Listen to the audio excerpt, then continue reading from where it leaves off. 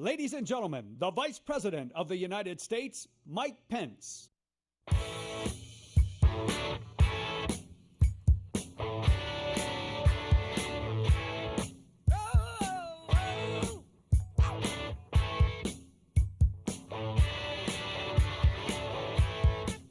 There she stood in the street, smiling from her head to her feet. I said, hey, what is this? Now, baby, maybe she's in need of a kiss. I said, hey, what's your name, baby? Maybe we can see things the same. And stands up to the radical left and their socialist agenda. I stand with President Donald Trump.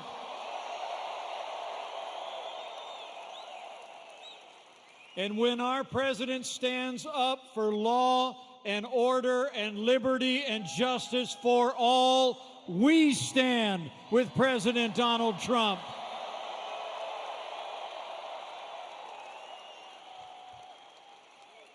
You know, 4 years ago, a movement was born. And it looks like it's doing just fine tonight.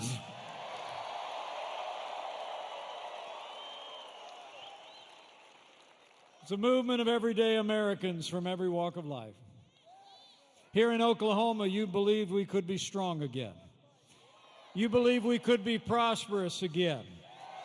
You said yes to President Donald Trump in 2016, and I know Oklahoma is going to say yes to 4 more years of President Donald Trump in 2020.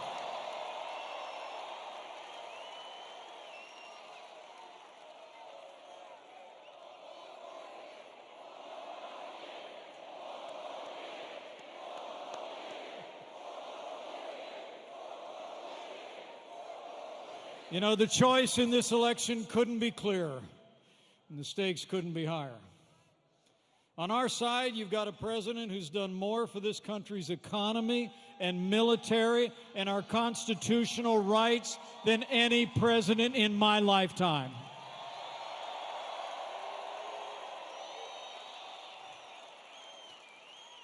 He's delivered 3 years of action, 3 years of results, 3 years of promises made and promises kept.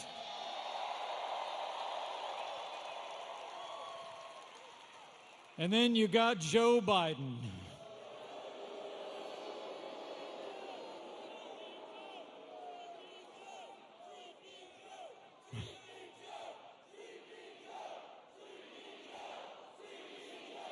I mean, think about the contrast. President Trump cut taxes for working families, small businesses, and family farms.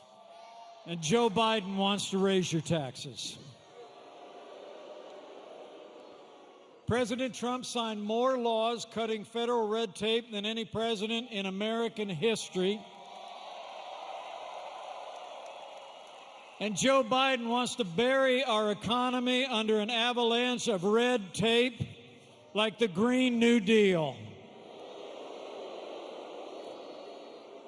President Trump has stood up to China and put American jobs and American workers first. And Joe Biden wants to go back to economic surrender. Joe Biden will cost America jobs. And by contrast, President Trump created more than 7 million jobs in our first 3 years. And as we open up America again, we've already seen 3 million jobs created in a single month and set a record for retail sales. The great American comeback has begun, and President Trump is leading the way.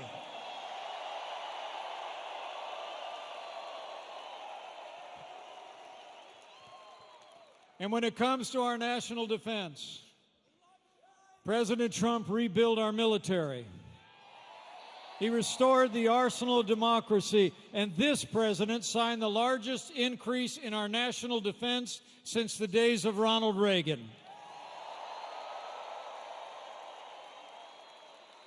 Joe Biden and the Democrats, they neglected our military, support budget cutbacks, and ignored threats abroad. You know, under this president, with our renewed strength, we've taken the fight to radical Islamic terrorists on our terms, on their soil.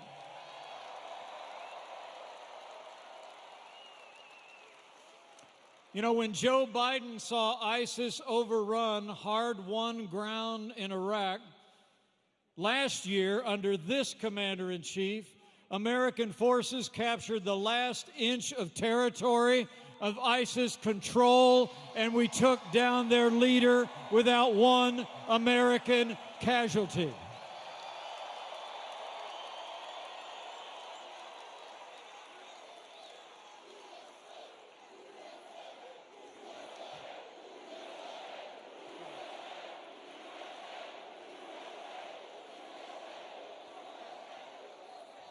And remember when Joe Biden sent pallets of cash to terrorists in Iran? Well, President Trump got us out of the disastrous Iran nuclear deal, and Qasem Soleimani is gone.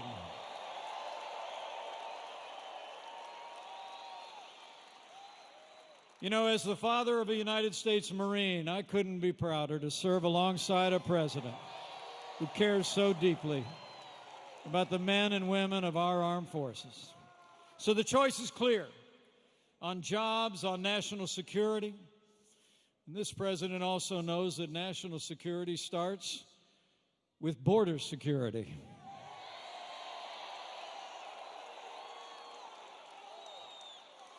I mean, Joe Biden supports open borders. President Trump is already building that wall on the southern border of the United States.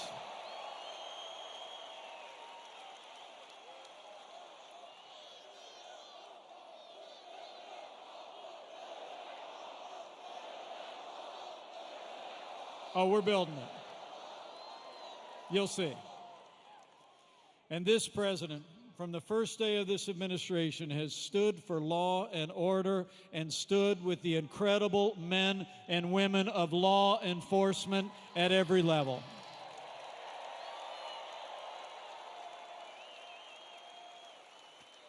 You know, the American people know that most of those who serve in the uniform of law enforcement are the best people in America. It's true. And we all know what happened to George Floyd was a tragedy that shocked the conscience of the nation, and justice will be served.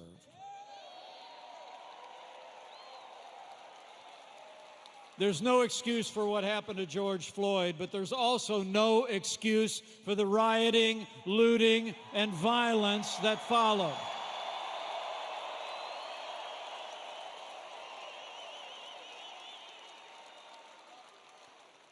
When rioters were destroying property in cities across the country, Joe Biden issued a press release.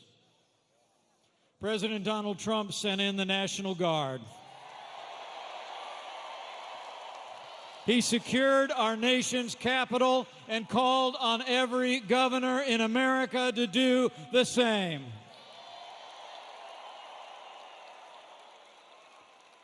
And in the days that followed, you saw it. We quelled the violence. And since then, we've been working with law enforcement and leaders in our African American community to improve public safety and improve the lives of our African American neighbors. We're listening, we're learning, we're leading.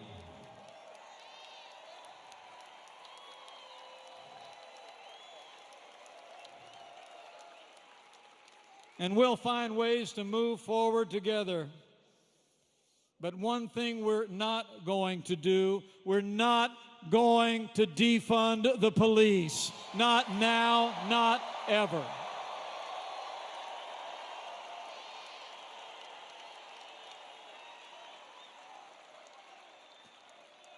And when it comes to the rule of law, Joe Biden is making plans to appoint activist judges who will legislate from the bench. But next week, President Trump will appoint his 200th judge to our federal courts. And they're all conservative jurists who are upholding the God-given liberties enshrined in our Constitution, like the freedom of speech, the freedom of religion, and the Second Amendment right to keep and bear arms.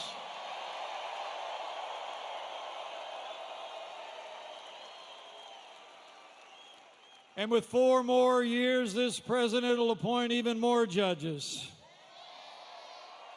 And like we learned this past week, we need more conservative justices on the Supreme Court of the United States.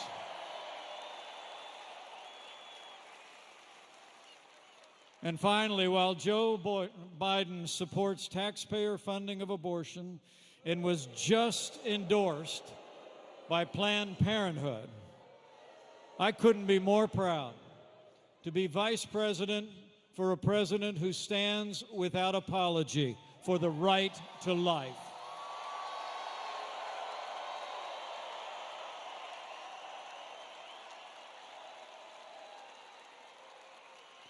So for American strength, for American jobs, for law and order and liberties and life, we've got to decide right here and right now that we're going to defeat Joe Biden on November 3rd and re-elect President Trump for 4 more years.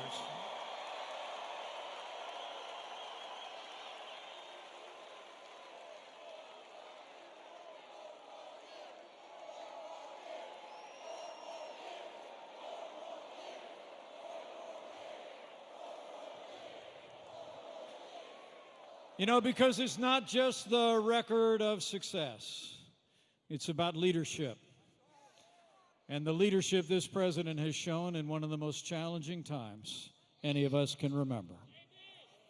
Did you know before we had a single coronavirus case in the United States, President Donald Trump closed down all travel from China? He put the health of America first.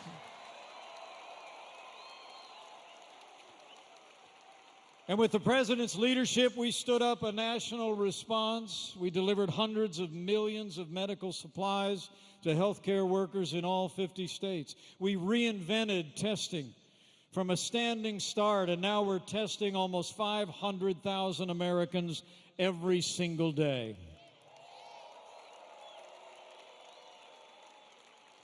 Working with American Free Enterprise, we manufactured medical equipment on a wartime footing. And no American who required a ventilator was ever denied a ventilator in the United States. That's a national accomplishment. And now, all 50 states are opening up America again. People are going back to work and worship. We're getting back out to stores and restaurants in the great outdoors. The transition to greatness has begun.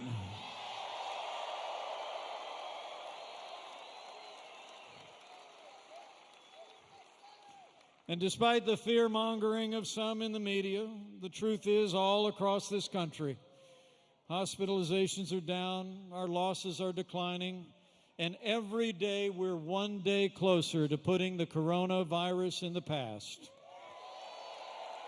You're doing it, America. But I want to promise you, we're going to remain vigilant. We'll keep building supplies. We'll keep developing medicines and vaccines. We'll be ready for whatever the future holds, and we will always put the health of America first. That's what leadership looks like. That's the leadership of President Donald Trump.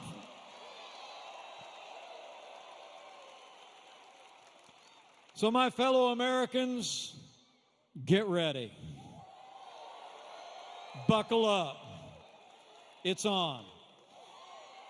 We've got a little more than 4 months to win 4 more years for President Donald Trump in the White House. So get ready to bring it, just like you did 4 years ago. Bring the enthusiasm. Keep voicing your support. Keep telling your neighbors and friends all that we've accomplished and what this president can do with 4 more years in the White House. I mean, think about it. 4 more years means more jobs. 4 more years means more judges. 4 more years means more support for our troops. And it's going to take at least 4 more years to drain that swamp.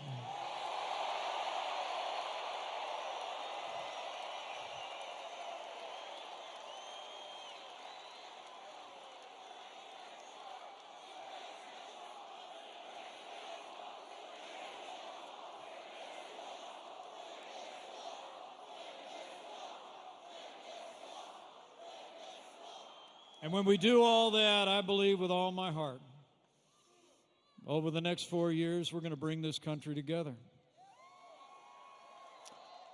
America will be stronger than ever before, more jobs and opportunities than ever before. And America will be a place where every American, regardless of race or creed or color or income, can work and worship in freedom, choose where their child goes to school, find a good paying job, and live the American dream.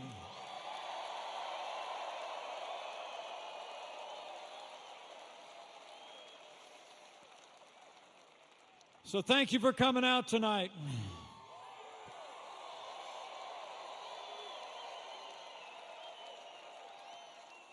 I'm going to get on my way and let you hear from him yourself. But I must tell you, it's the greatest honor of my life to be your vice president, and I want to thank you for the privilege.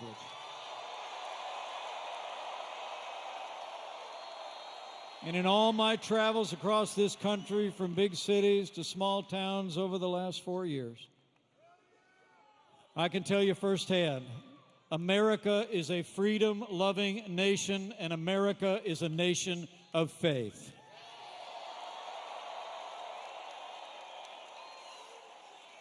And as we open up America again and reclaim the freedom that we were willing to set aside for the health of our neighbors, I can't help but think that we come into this year cherishing and appreciating our freedom even more. So every day between now and November 3rd, go out and defend the freedom that's always made this nation great.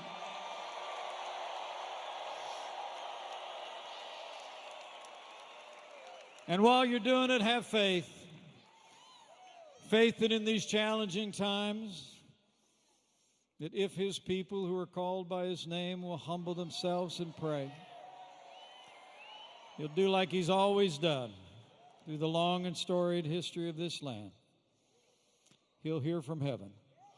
He'll heal this land, this one nation under God, indivisible, with liberty and justice for all. So pray for America, for all the American people. Ladies and gentlemen, President Donald Trump is the real deal. He's a man who says what he means and means what he says. He never quits. He never backs down.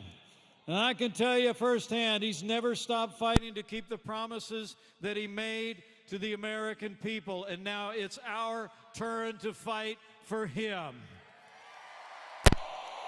And I just know that with your continued support and prayers, every day between now and November 3rd, we're going to have that great American comeback. We're going to make Oklahoma and America stronger and more prosperous than ever before. And with President Donald Trump in the White House for 4 more years, and with God's help, we will make America great again, again. Thank you, Oklahoma. God bless you.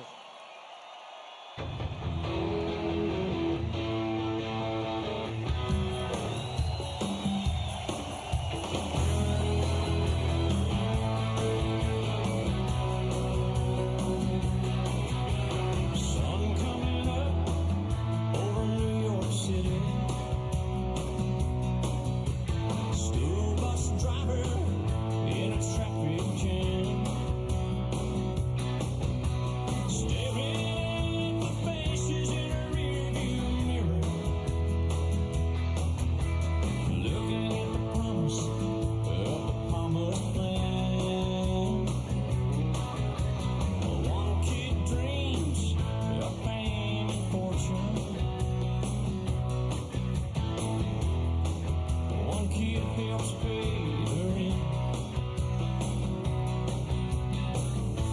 One could end up going to prison. One just might be president. Only in America, dreaming in red, white, and blue. Only in America,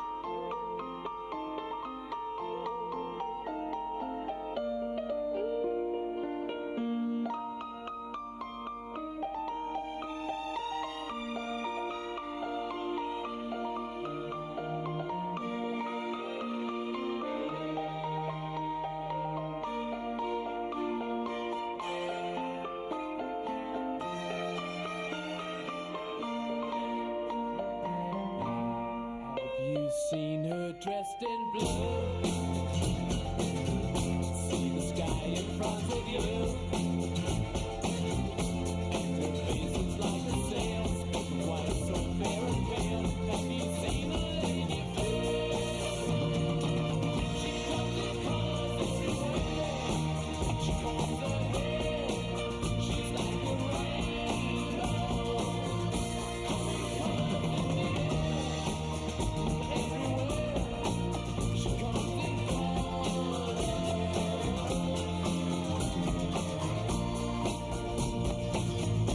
Have you seen her all in gold?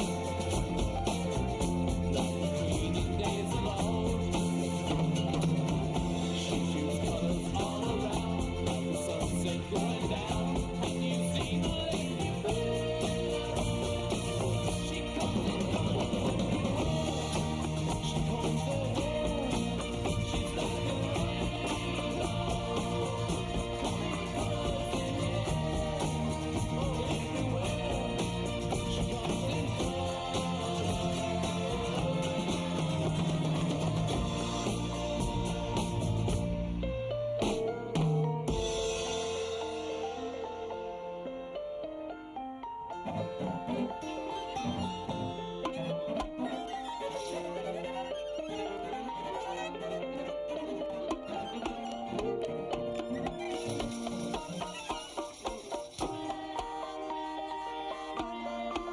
She's like a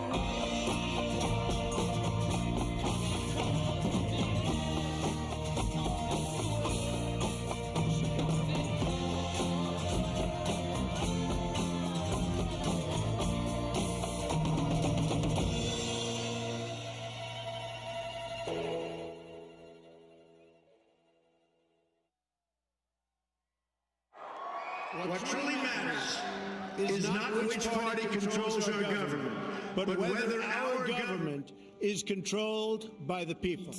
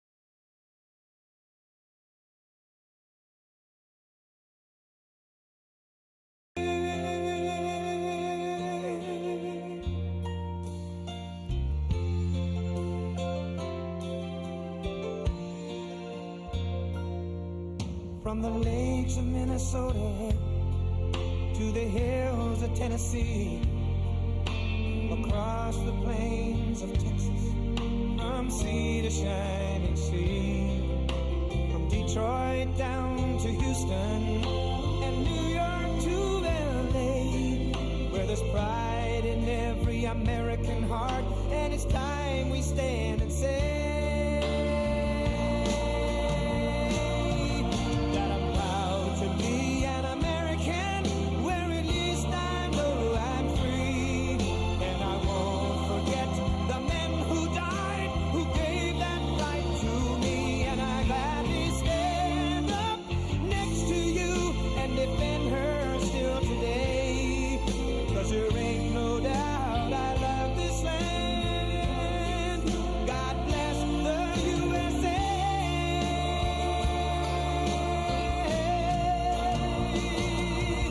And I'm proud to be an American, where at least I know I'm free, and I won't forget the men who died, who gave that right to me, and I gladly stand up next to you and defend her still today, 'cause there ain't no doubt I love this land. God bless the USA.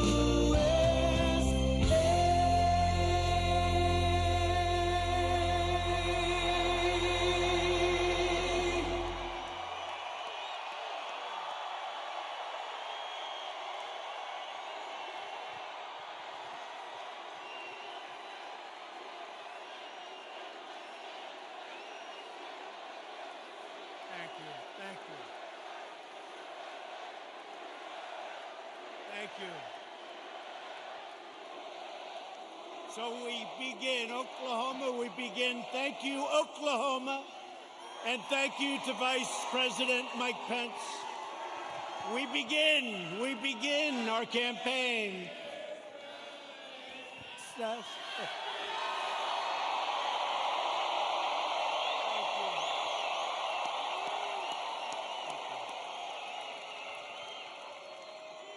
We begin our campaign, and I just want to thank all of you. You are warriors.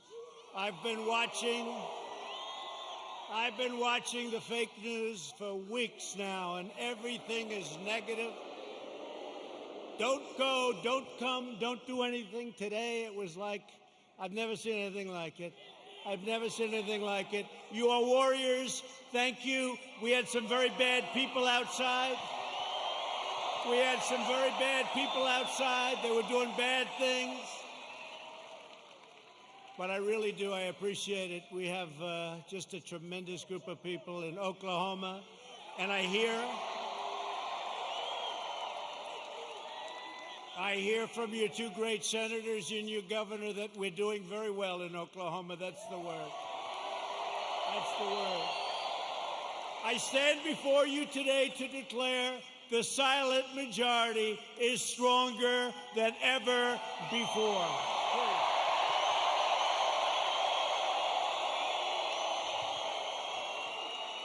5 months from now, we're going to defeat Sleepy Joe Biden.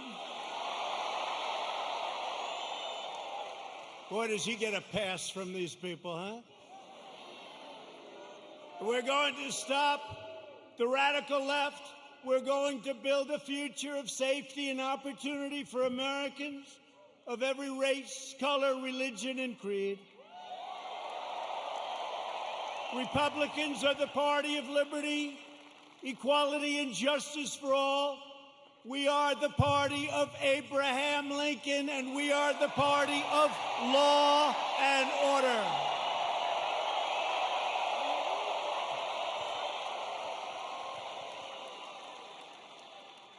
Think of what we've done. We will have close to 300 federal judges appointed and approved by the end of my first time. That's an all-time record. That's an all-time record.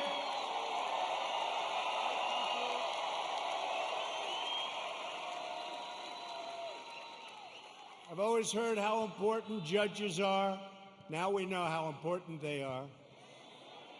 Think of that, over 300, around 300 by the end of the term. And when we have another 4 years, we're going to have a big, big percentage of the total number.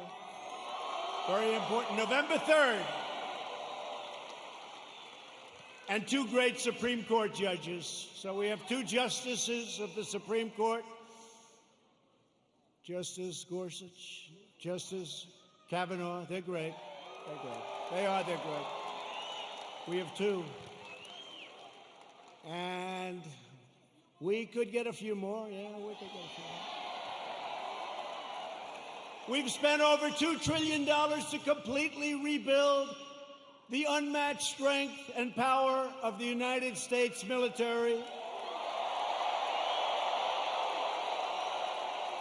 And all of that incredible equipment, whether it's submarines or missiles or rockets or jet fighters, bombers, it's all built in the USA.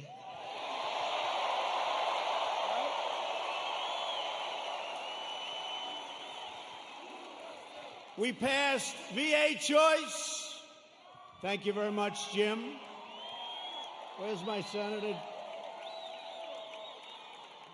Jim Inhofe. You better vote for him. He's running. He's great.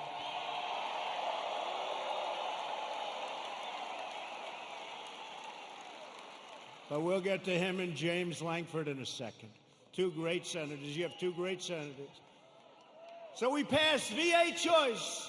So if you're a veteran, for years and years, they've wanted to do it for almost 50 years. We got it done. We get a lot of things done. And so if you're a veteran and you have to wait online for 1 week, 2 weeks, 3 weeks, 5 weeks, 7 weeks, 2 months, what happens is you go outside, you get a private doctor, you get fixed up, and they pay your bill. We take care of the bill. We take care of the bill, and you get immediate service. It's never happened before, and our approval rating at the VA is now 91%. That's how good it is. Never been anywhere near that number. Never been anywhere near that number. And VA accountability. We had a lot of bad people in the VA, people that didn't love our vets, people that were sadistic, people that stole, a lot of bad people. You couldn't get rid of them because they were, let's say it could be unions, it could be civil service, right? Let's just say. And so you couldn't get it done. That was another one. For decades and decades, they wanted to get it changed. And I got it done with those people and your congressman, too. Your congressman, who I'm going to introduce. VA accountability, and now somebody treats our veterans badly. And we look at them, and what do we say? We say, you're fired. Get out, right? Get out. They got rid of a lot of bad people that were there for a long time, sort of like me in Washington, draining the swamp. I never knew it was so deep, but it's happening. It's happening. I never knew it was so deep. It's deep and thick and a lot of bad characters. Thank you. We're lowering the price of prescription drugs, making our allies pay their fair share. They get a big bargain on drug prices, and enacting fair trade deals that finally, after all these years, put America first. I've been saying it for a long time. We passed the largest tax cuts in the history of our country. The Democrats want to raise your taxes. Tell me about that. Tell me about that. I guess I'm old-fashioned. You know, all my life, I heard politicians want to lower taxes, not raise them. If you could lower them, you couldn't lose. The Democrats want to substantially raise your taxes. How do you figure that? How do you figure that? And regulation cuts, we passed more regulation cuts than any administration in the history of our country.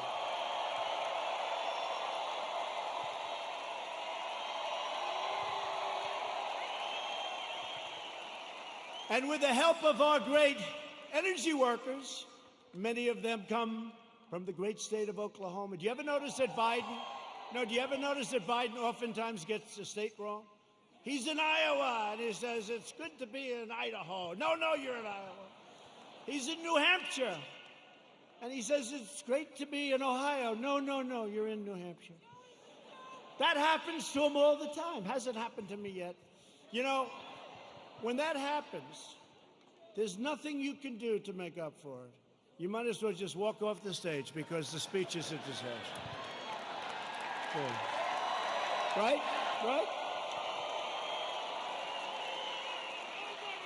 But we just turned the United States into the dominant energy superpower of the world.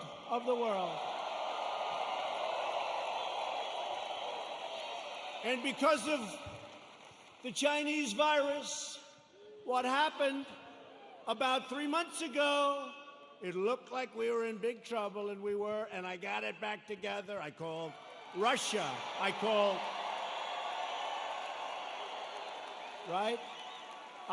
Russia. I called Saudi Arabia. And believe it or not, I called Mexico. Mexico was a little bit tough. That's called OPEC Plus. Did you ever hear of OPEC Plus? That's OPEC plus plus. And we got them to do the right thing, and we have our energy back to up almost $40 a barrel, meaning you have an energy business again. Almost $40 a barrel. A couple of months ago, it was zero, and we were going to lose 10 million energy jobs, 10 million jobs. So Texas and Oklahoma and North Dakota and many other states would have been hurt. Now, you think you're going to be hurt there? You try putting AOC in charge of your energy.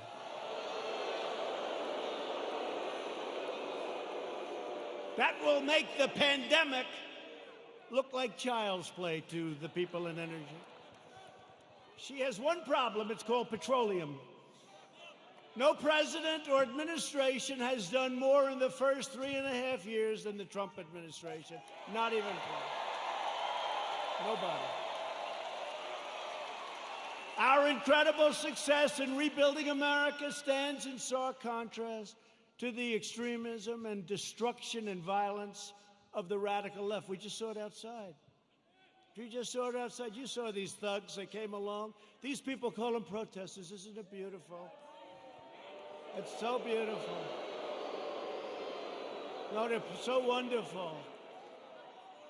They call them the Boston Tea Party. They're so wonderful.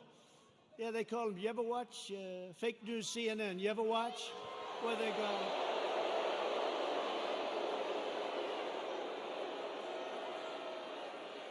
How about the CNN anchor? Did a little shave job in the head, which is fine. And he's standing in front of a building saying things are very peaceful here. And the building it looks like the biggest fire I've ever seen. The whole town is burning. It's like the biggest fire. And he said, things are very good here, Anderson. I think it's good. These are wonderful people, Anderson. You ever see that? Looked like the world was coming to an end. And we did something in Minneapolis. After watching for 3 or 4 days, I called. I said, you got to get out. You can't protect yourselves. I got them to take 8,000 National Guardsmen. And in 1 hour, it all ended, and they rode through the next 3 weeks with no problem.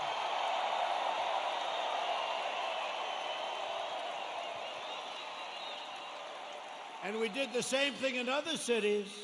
But how about Seattle? Isn't that great?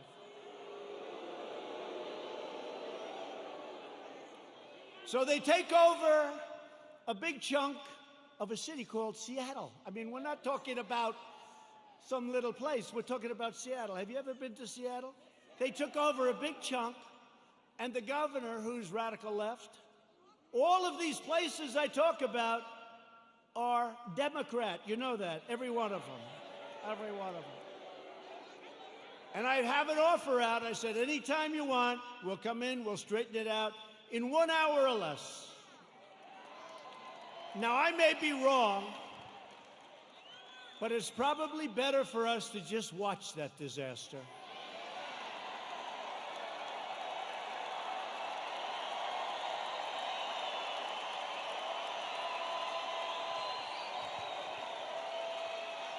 I flew in with some of our great congressmen who we're going to introduce in a second, and I said to him, Congressman, what do you think? I can straighten it out fast. Should we just go in? No, sir. Let it simmer for a little while.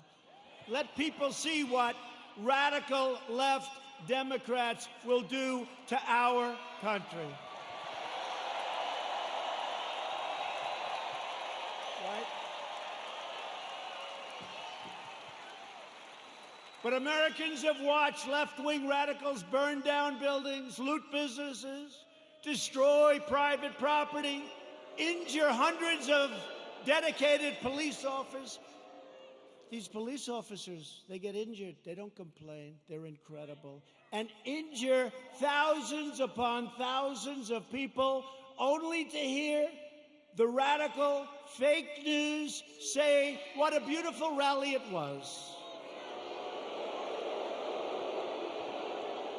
And they never talk about COVID.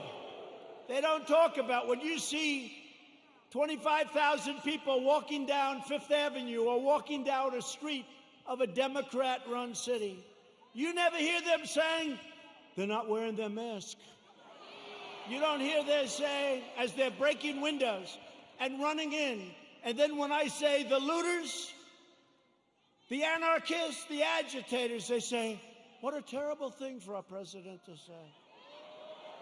What a terrible thing. But you don't hear them talking about COVID. COVID. To be specific, COVID-19.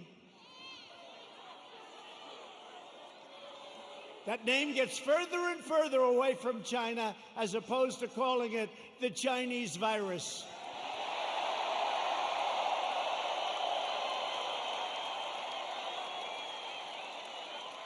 And despite the fact that I have done a phenomenal job with it, I shut down the United States to very heavily infected, but all people from China in late January, which is months earlier than other people would have done it, if they would have done it at all. I saved hundreds of thousands of lives. We don't ever get even a mention.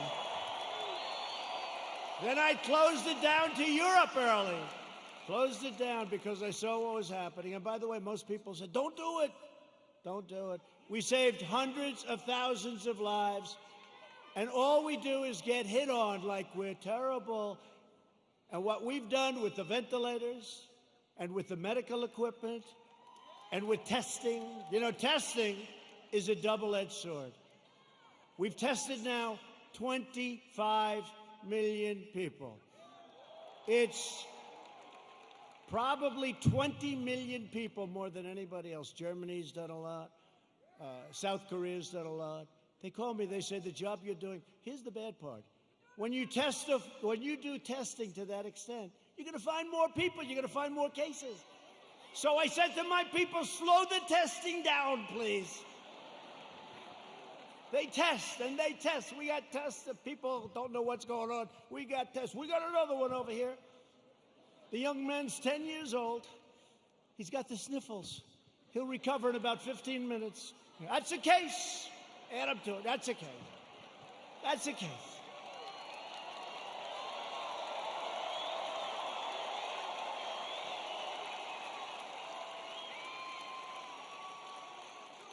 I was actually with a very nice man, very good man, even though he's very liberal, the governor of New Jersey, right? We know him? Now listen, he said to me something that's amazing.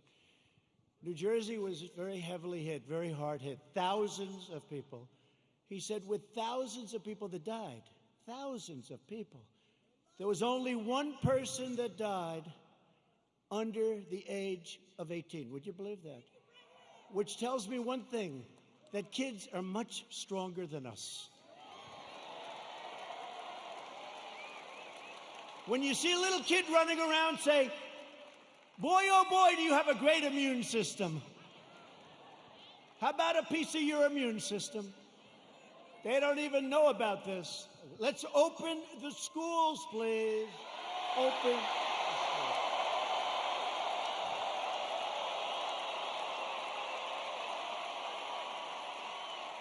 Open the schools. We got to get them open. In the fall, we got to get them open. The unhinged left-wing mob is trying to vandalize our history, desecrate our monuments, our beautiful monuments, tear down our statues, and punish, cancel, and persecute anyone who does not conform to their demands for absolute and total control. We're not conforming. That's why we're here, actually.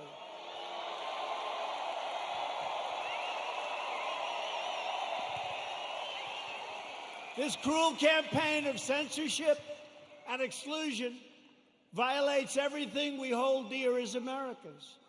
They want to demolish our heritage so they can impose their new oppressive regime in its place. They want to defund and dissolve our police departments. Think of that. You know, I heard it for the first time 2 weeks ago. I said, well, that one, I mean, they're only kidding. I said, they're not. Minneapolis, you see what's going on? They're not kidding. They got a lot of problems. They'll have a lot of problems. Hey, it's 1 o'clock in the morning, and a very tough, you know, I've used the word on occasion, hombre. A very tough hombre is breaking into the window of a young woman whose husband is away as a traveling salesman or whatever he may do. And you call 911, and they say, I'm sorry, this number is no longer working. By the way, you have many cases like that, many, whether it's a young woman, an old woman, a young man, or an old man, and you're sleeping. So what are you going to do, right? So they wanted to fund, they really do. This is a serious movement. And in Minneapolis, the council's already passed it. In Seattle, you see what's going on there. It's even worse, okay? These people are stone cold crazy. They're crazy. So if you want to save your heritage, you want to save that beautiful heritage of ours. We have a great heritage. We're a great country. You are so lucky I'm president. That's all I can tell you.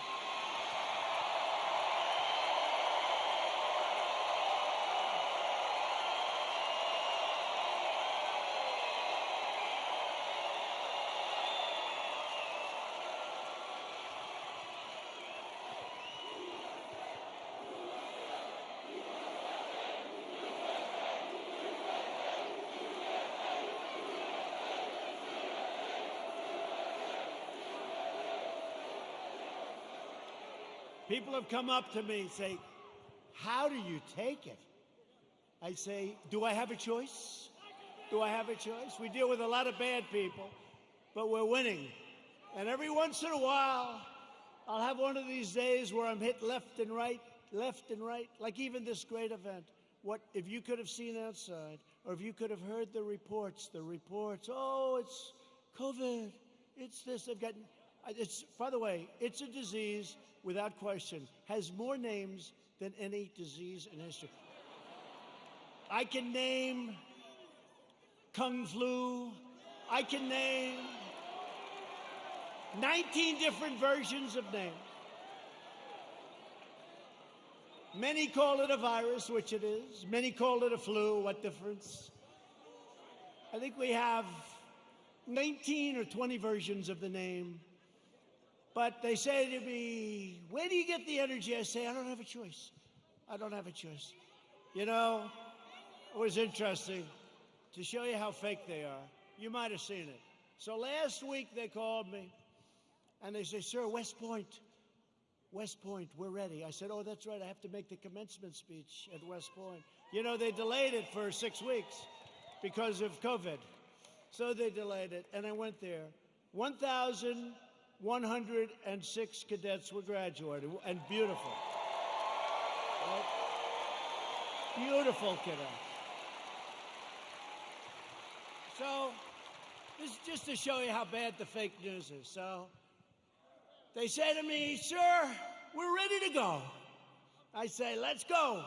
This is after saying hello to a lot of cadets, inspecting little areas of a building that was very exciting. Actually, it's beautiful, very old. Studied a lot of our great generals, some of our presidents that went there. West Point is beautiful, right on the Hudson River. But after an hour, general that runs it is a fantastic guy. After an hour, we land. We do some more inspections, and they say, "Sir, are you ready?" "Yes, I am." So we walk like the equivalent of about 3 blocks, which was fine. We go on stage, which is fine. They make speeches, then I make a speech. It lasted a long time. I don't know, maybe 45 minutes, maybe longer. I don't know, but a long time. The sun is pouring down on me, okay? But they said to me before the speech, "Sir, would you like to salute each cadet, each single cadet, or maybe they'll be in groups of 2. Would you like to salute like this?" "Yes." "Like this." Almost 600 times. You know what that is? 600 times!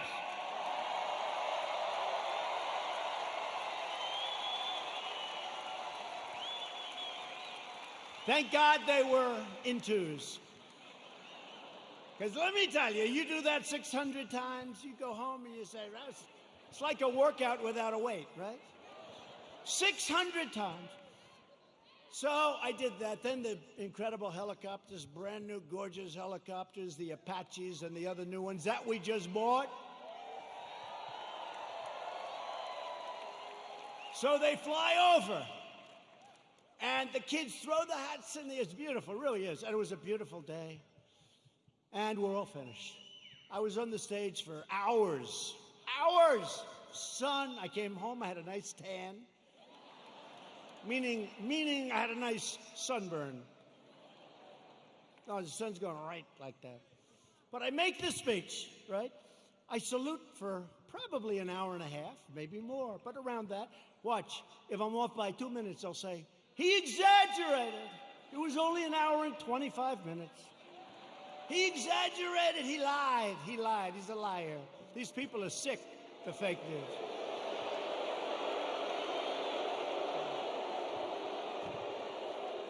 So then,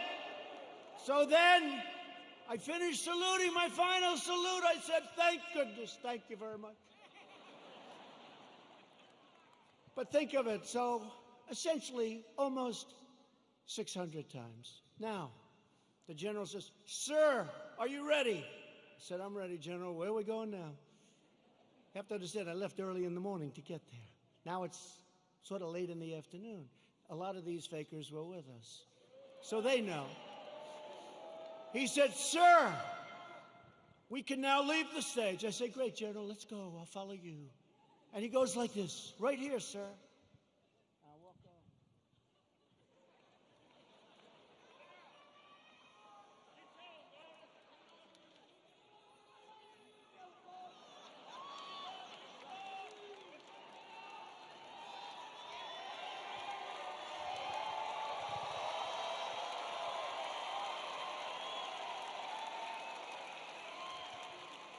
And the stage was higher than this one.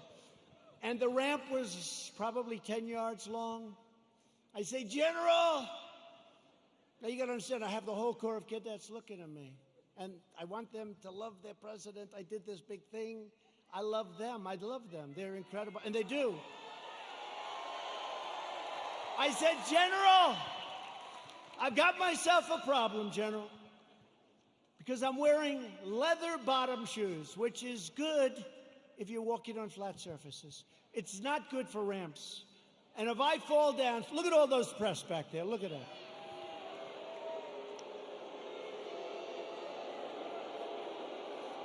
And this was a steel ramp. You all saw it, because everybody saw it. This was a steel ramp. It had no handrail. It was like an ice skating rink. And I said, "General, I have a problem." And he didn't understand that at first. I said, there's no way. You understood? I just saluted almost 600 times. I just made a big speech. I sat for other speeches. I'm being baked. I'm being baked like a cake. I said, General, there's no way I can make it down that ramp without falling on my ass, General. I have no railing. It's true. So I said, is there like something else around? Sir, the ramp is ready to go. Grab me, sir. Grab me. I didn't really want to grab him. You know why? Because I said, that'll be a story too. So now I have a choice. I can stay up there for another couple of hours and wait till I'm rescued. Or I can go down this really steep, really, it's an ice skating rink. It's brutal. So I said, General, get ready, because I may grab you so fast. Because I can't fall with the fake news watching. If I fall,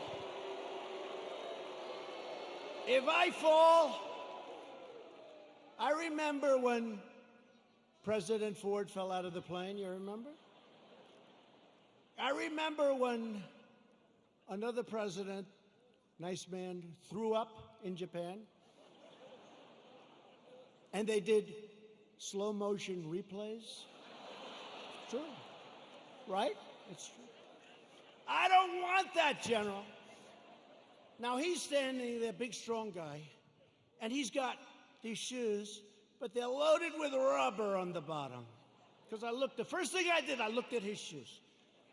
Then I looked at mine. Very, very slippery. So I end up saying, okay, General, let's go. I will only grab you if I need you. That's not a good story. Falling would be a disaster. It turned out to be worse than anything. I would have been better off if I fell and slid down the damn ramp. Right? So what happens is I start the journey inch by inch, right? And I was really bent over, too. I didn't like that, you know. I didn't like this picture. This picture, I'm sure, will be an ad by the fakers. So I was bent over, right? And I'm going like this.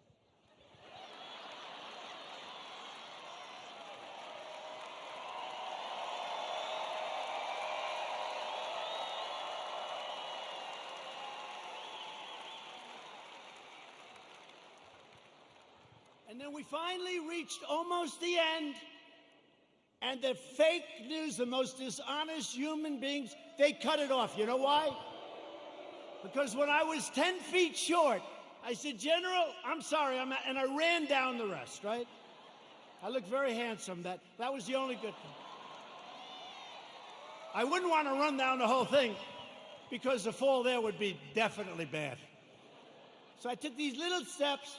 I ran down the last 10. And by the way, their tape, take a look.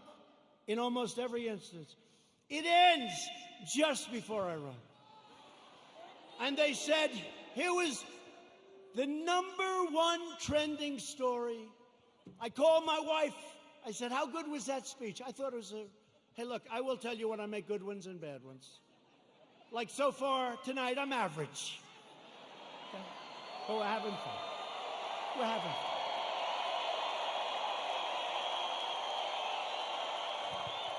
So far tonight. But I called my wife and I said, how good was it, darling? She said, you're trending #1. I said to our great First Lady, I said, let me ask you a question. Was it that good, the speech, that I'm trending #1? Because I felt it was really good. No, they don't even mention the speech. They mentioned the fact that you may have Parkinson's disease. It's true. It's true.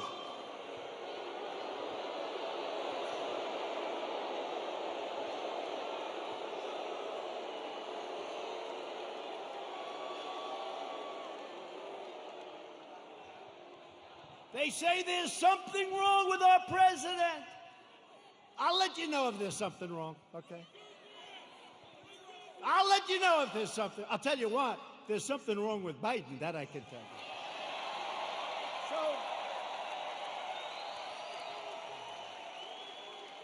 So then my wife said, well, it wasn't only the ramp. Did you have water? I said, yeah. I was speaking for a long time. I didn't want to drink it, but I wanted to wet my lips a little bit. You know, you're working hard up there with the sun pouring down on you. I love this location. The sun's like this. This way they save on lighting, right? That's why they did it probably.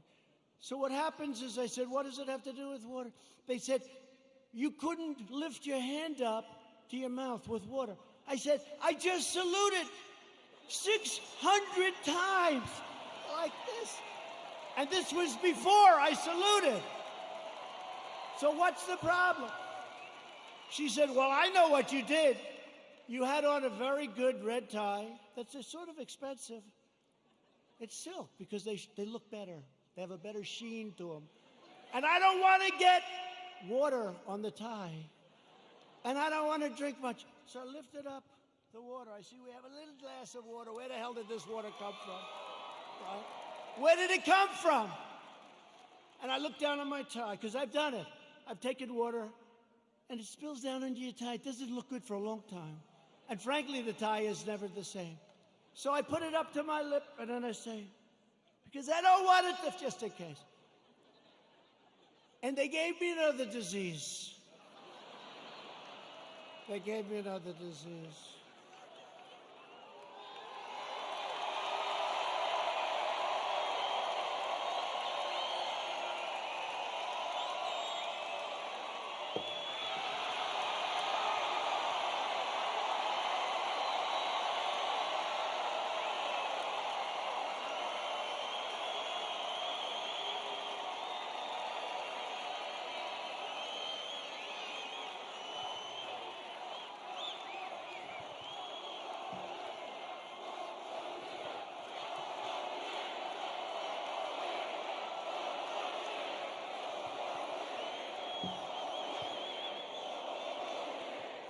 Anyway, that's a long story, but here's the story. I have lived with more the ramp than the water, but I've lived with the ramp and the water since I left West Point. Not one media group said I made a good speech or I made a great speech. But the kids loved it because they broke their barrier, which wasn't good in terms of COVID. But they broke their barrier, and they wanted to shake hands. They wanted to, and I don't want to tell anybody, but there were a couple of kids they put at the end. I actually shook their hand, okay? I actually shook it. Because they were excited. They were excited. They're with their president. They were excited. The most beautiful young people, men, women, the most beautiful young people you've ever seen. So think of how you feel, you me. I go there. How did I do? Sir, that was a great speech. You know, all my people, sir, that was one of your best. That was great. I said, that's great. I agree. It was a good speech. I like that speech. They don't mention the speech, but they have me going down this ramp at an inch at a time. It's so unfair. It really is. So unfair. They are among the most dishonest people anywhere on earth. They're bad people. Bad people. Okay, that's enough of that. I wanted to tell that story. Does everybody understand that story? The left-wing anarchists tore down a statue of Thomas Jefferson. Now we're getting into the real stuff. They decapitated a statue of Christopher Columbus, except in New York when the Italians surrounded it. They didn't have too much of a chance. Those Italians, I love the Italians. They heard they were going to rip down their beautiful Christopher Columbus, and all of a sudden they circled that thing. They didn't do too well in hurting Christopher, did they? Thank you to our Italian population. We're very proud of you, right? 2 days ago, leftist radicals in Portland, Oregon, ripped down a statue of George Washington and wrapped it in an American flag and set the American flag on fire. Democrat, all Democrat. Everything I tell you is Democrat. And you know, we ought to do something, Mr. Senators. We have two great senators. We ought to come up with legislation that if you burn the American flag, you go to jail for 1 year. 1 year.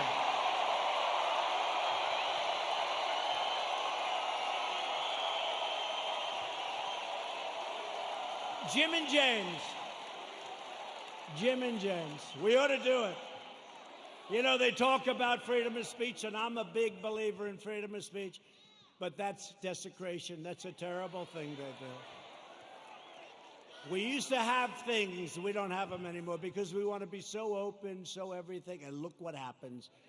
We should have legislation that if somebody wants to burn the American flag and stomp on it, but just burn it, they go to jail for 1 year, okay? In Seattle, the Democrat mayor and the Democrat city council have surrendered control of 6 city blocks to an anarchist mob. These are anarchists. These are not protesters. You listen to the fake news, they say, oh, the protesters were lovely. Could you imagine if people just even slightly to the right tried to take over Seattle? They'd have machine guns out to get them. But these people can take over the city. Look at what they've done to business people that have spent years and years building their business, and now they're wiped out. Take it away. Governor Inslee ought to get his act together, get in there. I'll help you. I'll do whatever you want. I'm waiting for a call. I would love to do it.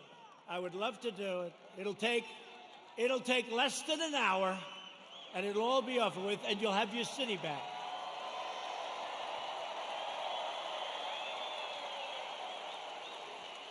And yet Biden remains silent in his basement in the face of this brutal assault on our nation and the values of our nation.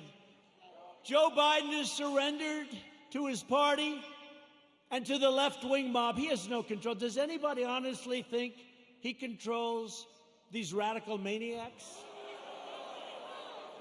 You know what he says to his wife when he's not confusing her with his sister?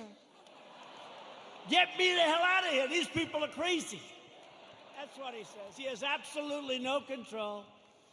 You know, a lot of times I'll make like a speech, and I'll have this beautiful paragraph come out criticizing every little aspect of the speech. Beautiful, brilliant. But Joe didn't. And it'll say, a comment from Joe Biden. But he didn't say it. Professional people, great students in English lit, people that are very smart say it. Joe Biden said, and they'll go into this highly complex paragraph, beautifully worded, and I say, Joe didn't say that. Joe doesn't even understand it.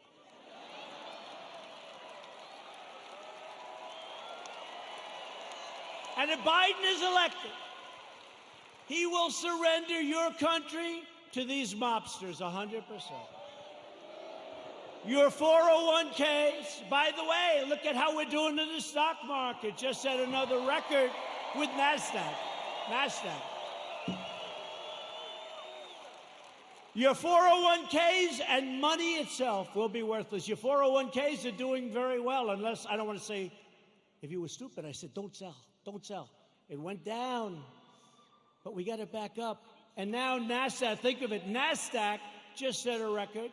And I think you're going to see a lot of records. And next year, if we don't do anything stupid on November 3rd, you are going to have the greatest economic year we've ever had. That'll be next year. If the Democrats gain power, then the rioters will be in charge, and no one will be safe, and no one will have control. Joe Biden is not the leader of his party. Joe Biden is a helpless puppet of the radical left. And he's not radical left. I don't think he knows what he is anymore. But he was never radical left. But he's controlled by the radical left. And now he's really controlled. His campaign staff even donated a lot of money to bail out rioters, looters, and arsonists who ravaged Minneapolis. They bailed them out. They put up a lot of money to bail them out, the rioters, the looters. And they were the arsonists. So they'll say, oh, it's terrible what he says about the people of our nation. Maybe some of them aren't even from our nation. The left is trying to do everything they can to stop us. Every hour of every day, including even violence and mayhem, they'll do anything they can to stop us. Look what happened tonight. Look at what happened tonight. Law enforcement said, sir, they can't be outside. It's too dangerous. We had a bunch of maniacs come and sort of attack our city. The mayor and the governor did a great job, but they were very violent people.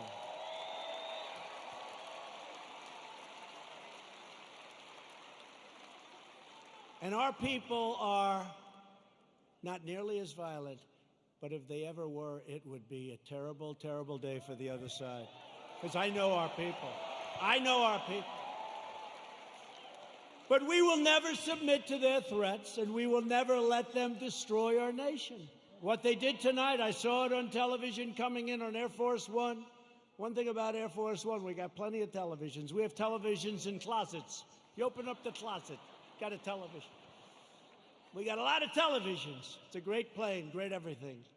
By the way, we ordered new ones. No president wanted to do it. They thought it was luxury. I said, wait a minute. Air Force One is 31 years old. People don't realize that. So I said, they gave me a chart very early in my administration, like, how about the first week? Sir, would you sign for this plane? Now, it's actually two planes. Would you sign for this plane? Air Force One. I said, how old is the original or the one we have now? Sir, it's 31, 32 years. And I'd see people coming in from foreign lands that can't compete with us. Rich countries, but they can't compete with you. And they have a brand new, beautiful 747-800, 747. And I said, wait a minute, that country has new and we have a 31 year, so somebody had to do it. So the deal was made, and it was made for a lot of money. I think it was $5.7 or $5.6 billion. Now, in all fairness, it's two planes, and there's a lot of stuff in those planes. I won't talk to you about it. So I told Boeing, the head of Boeing, they said, sir, please, would like to get started on the planes. I said, I do too, but I'm not paying $5.6 billion. And I'm not paying $4.6 billion. I said, it has to have a 3 on the front of it.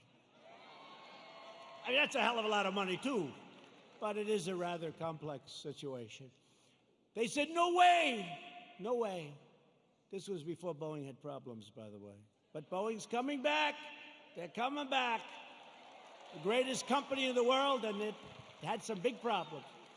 It had a couple of problems that didn't work out. That was terrible. But the greatest, I think before that, it was the greatest company in the world. It made up 1/4 of a point of our GDP. Think how big that is, one company. It was an unbelievable machine. And then they made a plane, and they did some foolish things, and a terrible thing happened, and all of a sudden, they've gone through hell. But you know what? They're coming back. We're ready to help them if they need it, but they're coming back, and they're coming back strong.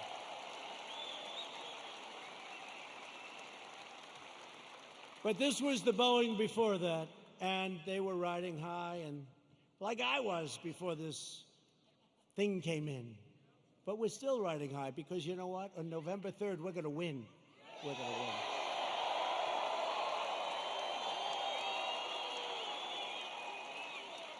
So they came in and they said, no, we want, 5.6 billion, whatever it was.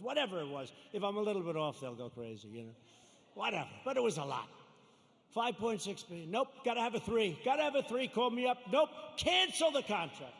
I said, cancel the contract. I want to cancel. I said, General, can you cancel the contract? He said, yes, sir. I'm very proud of it. Oh, good. Cancel it. Okay, sir. By the way, to cancel it, do you have to pay anything? Yes, sir.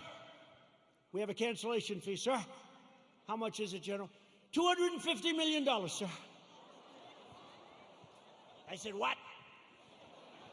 Sir, we made a good deal. $250 million to cancel. You mean If we don't buy the plane, we have to hand them $250 million. That's not good, right? Look at these two guys. They're looking.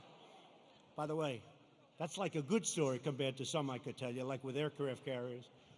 So they said $250 million, or I always say this, or around that number, because I'm off by a little bit. They say, oh, he exaggerates. I look at numbers all day long. That's what I look at for years now, for my whole life when you think of it.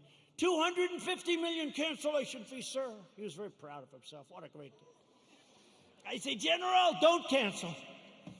Don't cancel. Just tell him I don't want the planes. Don't put anything in writing. Don't put it in writing, General. Why, sir? Because I don't want to pay $250. True. Do you hear that, Jim? Jim Inhofe, he's great. You hear that, Jim? You know that story. He does a great job. So here's what happened, the bottom line. Boeing says, no way, no way, no way. The next week they say, no way we're doing it. The next week they said, how about $5 billion? I said, no way, no way. The next week they said, 4.8. I said, nope, it's got to have a 3 on the front of it. Don't you understand, you dumb son of a bitch? Don't you understand?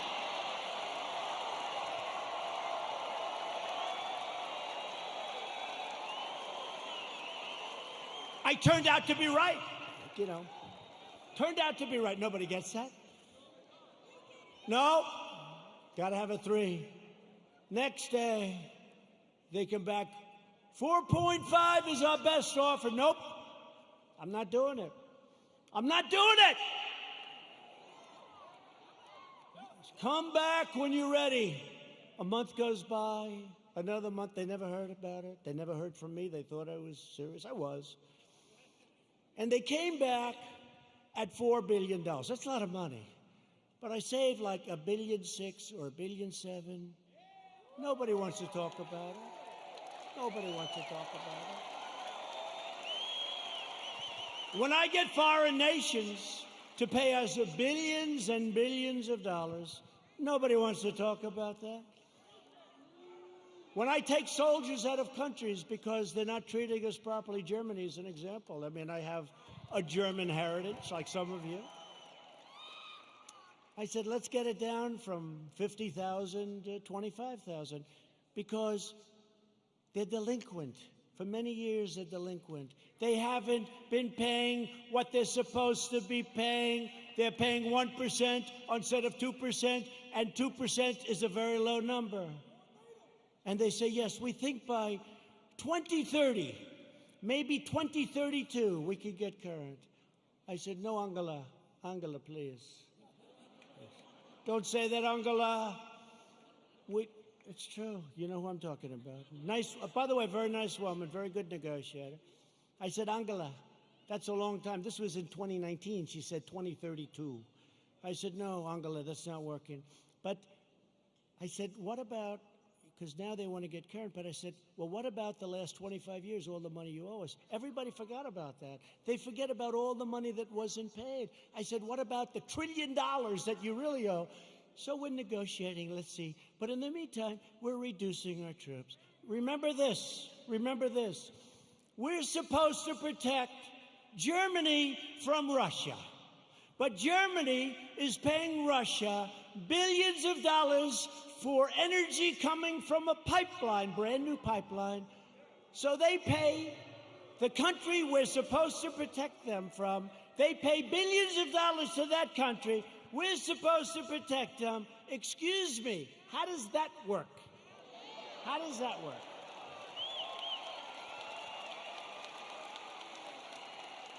And the great thing is with Jim Inhofe and with James Langford, likewise, when they just said they love you, James.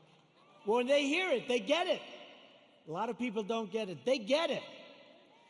We cannot continue to be ripped off. We're ripped off by so many countries, and we're stopping it. And that means that a lot of people don't want me here. They don't want me here. There are a lot of people that don't want me here. You know, they don't sell a lot of bombs when we're not dropping bombs on people. You know that, right? It's called the military-industrial complex. When rioting and looting broke out in our nation's capital, I very quickly deployed the National Guard. I said, get them in. After watching for an evening or two, we stopped the violence and restored peace and order to the streets. And last night they had a little breakout again. They ripped down a statue that was 110 years old, beautiful piece of art, in front of the police precinct with our radical left mayor watching on television. We're not happy. That's going to be very expensive for D.C. They're always looking for money. We need more money. We always need more money. And then they don't do the proper job. So it's not going to be good for Mayor Bowser. Mayor Bowser. They were heading over to the Jefferson Memorial recently, and they wanted to do damage to our great, beautiful Jefferson Memorial. Not going to happen. Don't worry about it. We have it surrounded with very strong people. The choice in 220 is very simple. Do you want to bow before the left-wing mob, or do you want to stand up tall and proud as Americans?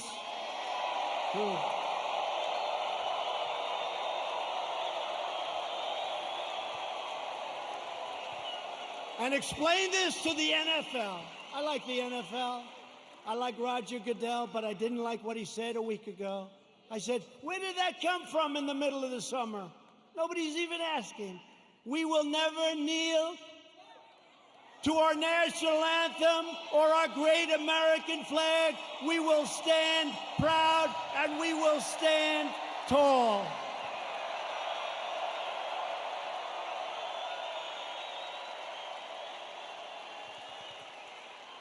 I thought we won that battle with the NFL. Their stadiums were emptying out. Did you see those stadiums? Took them a long time to get you back. A lot of people didn't like that. You know, a lot of people that you wouldn't even think would care that much. I've had people that I said, these are super left liberals, and they didn't like it. Joe Biden and the Democrats want to prosecute Americans for going to church, but not for burning a church. They believe you can riot, vandalize, and destroy, but you cannot attend a peaceful pro-America rally. They want to punish your thought, but not their violent crimes. They want to abolish bail, abolish and open up your borders. They want open borders, let everyone, and by the way, we're doing so well. We have a record this month on the borders. Nobody's coming in. Very few people. And they want to abolish ICE. Our great people from ICE who send the roughest, toughest, meanest people that you've ever seen or ever heard. Generally speaking, when they have lots of tattoos on their face, they're not looking to do you much help. ICE. They're rough guys, they're rough, they're great Americans, they love, but they'll walk into, they call them a pack. They'll walk into a pack of tough MS-13 gang members. And you know, we shouldn't say this, it's not nice. They want us to negotiate. They start swinging, and the others start swinging, everybody's swinging. At the end, they carry them back and they throw them into the paddy wagon, right? They're great. And these people want to get rid of ICE. They get rid of murderers. They get rid of rapists. They get rid of the worst scum on earth.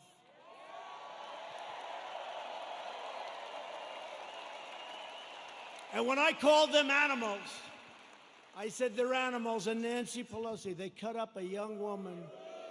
They cut up a young woman, and her friend cut him up with a knife because it was more painful, dead. Cut him up with a knife because it's more painful, takes longer than shooting a gun. They cut him up. I said, these are animals. And Nancy Pelosi said, these are human beings, they're not animals.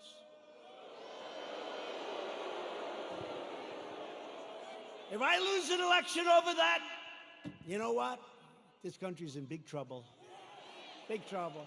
They want to disarm law-abiding citizens and dismantle our police forces while freeing vicious MS-13 gang members. In Joe Biden's America, rioters, looters, and criminal aliens have more rights than law-abiding citizens, and that's true. In my administration, we defend American citizens, and we deport MS-13 members. Or put them in jail if we have to. The chaos you're seeing in our Democratic-run cities, these are all run by the Democrats, is what will happen in every city and community in America, and much, much worse if we don't keep them out. We have to do this. We have to go to the polls on November 3rd, and the rest, you know what to do. You know what to do. Got to keep the White House. Joe Biden's record can be summed up as 4 decades of betrayal, calamity, and failure. He never did anything. He was a senator. He was a vice president. He was, before that, something. Guy, you know what's great? President Trump was tough on this, or he was tough. They complained. Never did anything about it. He's been there for 43 years or 47 years. He never did anything about it. Biden supported every globalist attack on the American worker. Let's make every country in the world rich but ourselves, including NAFTA, the disaster of NAFTA. He wanted to go, and TPP would have ruined our automobile industry. Korea, I renegotiated the deal. I took a horrible deal. That was a Hillary Clinton special. That was a Hillary Clinton special. She said, we have to make this deal with South Korea. It's going to mean 250,000 jobs. And she was right. For South Korea, 250,000 jobs. And China's entry into the World Trade Organization was supported by Sleepy Joe Biden. That was one of the worst deals economically in the history of our country. When China joined the World Trade Organization, they were flatlined for decades. They became like a rocket ship. He voted for the war in Iraq. He voted for mass amnesty for illegal aliens. He supports sanctuary cities, and now Biden wants to end immigration enforcement and he wants to require you to provide free health care for millions and millions of illegal aliens, okay?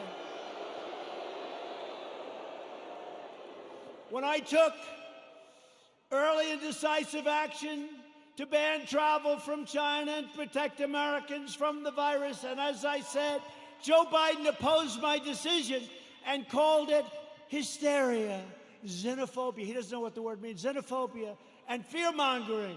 And then he apologized a month later. He said he was wrong, but he didn't say it. And they didn't cover it. They didn't cover it.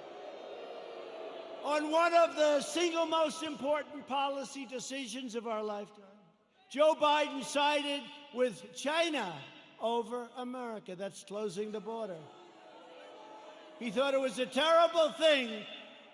Remember, this was in January. That's early, real early, the end of January. He thought it was a terrible thing when we closed the border to many people that were badly infected with COVID. When the chips are down, Biden will always cave to the radical left. He'll always bow to the angry mob, and he will never protect you or your family, and you know that. Joe Biden will always let you down. That's been his history. At my direction early this year, the heroes of the U.S. military took out the world's top terrorist, the savage killer and leader of ISIS, al-Baghdadi, and the #1 terrorist anywhere in the world, Qasem Soleimani. We took him out.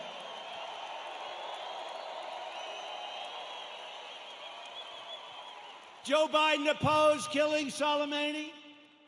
He was vehemently, we killed this #1 terrorist. He didn't like it. You know why he didn't like it? Because he thought it would be good politically. That didn't work out too well. Just as he opposed the raid that killed Osama bin Laden. He opposed it. You know that. Biden is always on the wrong side of history, as said by people that are with him and worked with him. He never made a correct foreign policy decision. Biden is a puppet for China. Son walked out with $1.5 billion. I think it's a little bit. Allowing them to rip off America for many years. Now they're paying us billions and billions of dollars. We give a lot of it to our farmers. We have plenty left over. China's not exactly happy with me.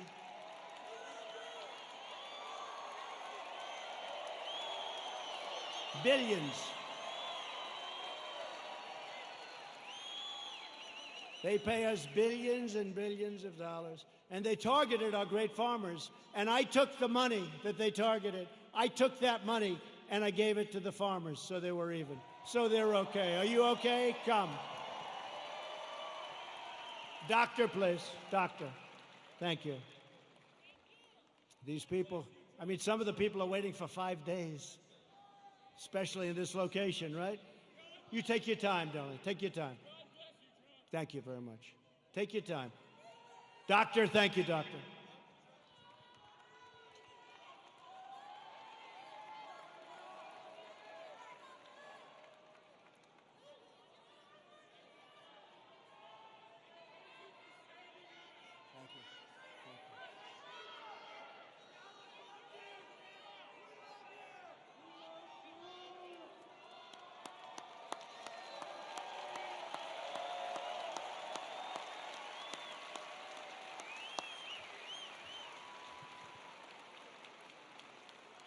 Now, some people wait for 4 or 5 days. It's incredible. He never did anything against China, Joe Biden. And that's why they desperately want him to win. They want him to win so badly. Iran wants him to win so badly. Let me tell you, I'm going to make a very fast deal, the best deal you've ever seen. I've already made one with China, but I can make even more. They want me to lose because they will own the United States if I lose. Iran. President Obama gave them $150 billion for nothing.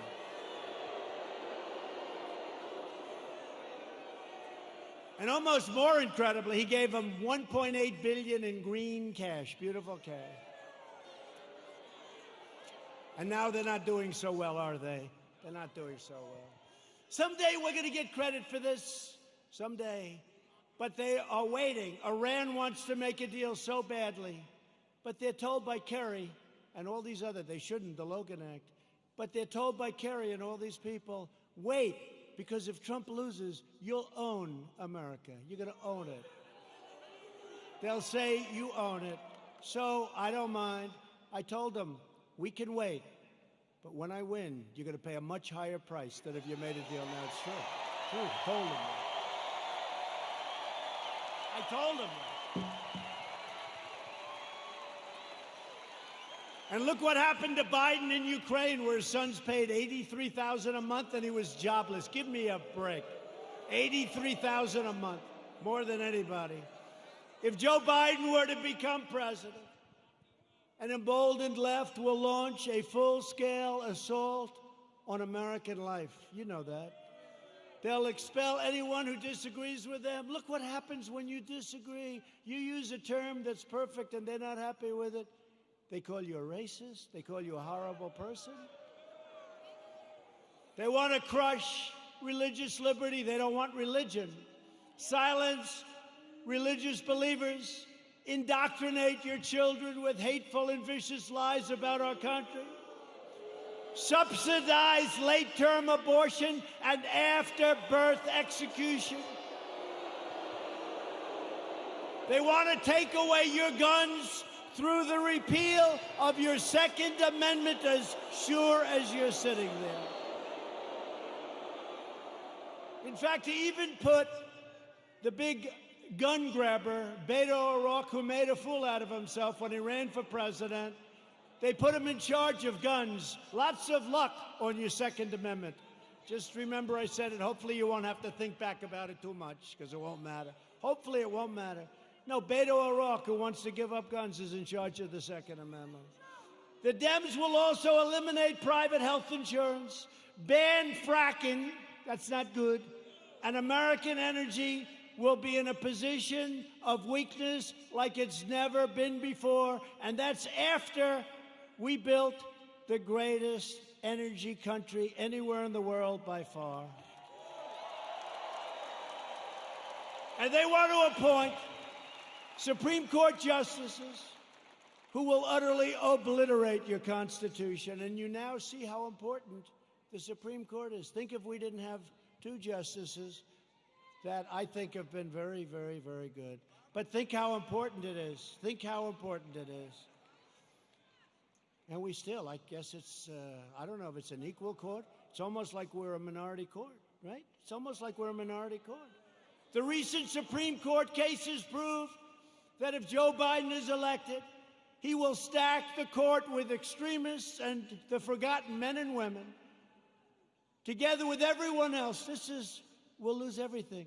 The forgotten men and women. I campaigned on the forgotten. These are great people. These are substantial people. These are the elite. By the way, you're the elite. They're not the elite. You're the elite. They said, somebody 2 days ago said, sir, the elite are really working hard on trying to destroy you. I said, yeah. Why do you call them the elite? I said, why? Well, they're not elite. I look better than them. Much more handsome. Got better hair than they do.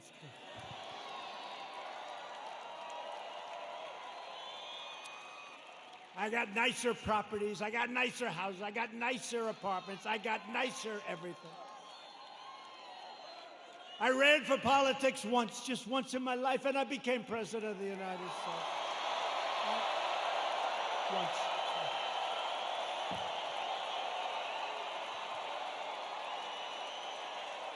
Just once. And hopefully, if you get out and vote, we'll do it one more time. We won't even toy with them about 3 or 4 more times. We won't. We'll do it one more time. We'll be 2 for 2. And our country will never, ever be stronger. But I'll be soon announcing a new list of exceptional candidates for the United States Supreme Court. And I'll choose only from that list 100%, probably 25 incredible people, any one of which could be a great justice, any one of which.